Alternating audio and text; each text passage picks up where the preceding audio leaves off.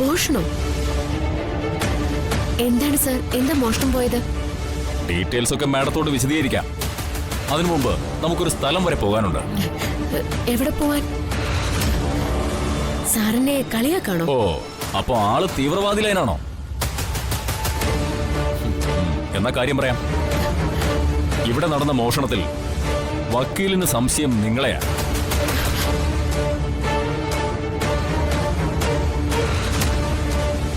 Sir, എന്തൊക്കെയാണ് ഈ sir പറയുന്നത്?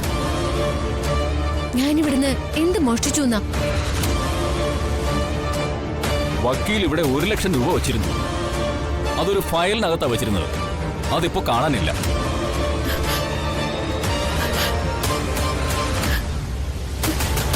വക്കീലിന് സംശയം നിങ്ങളെയാണ്.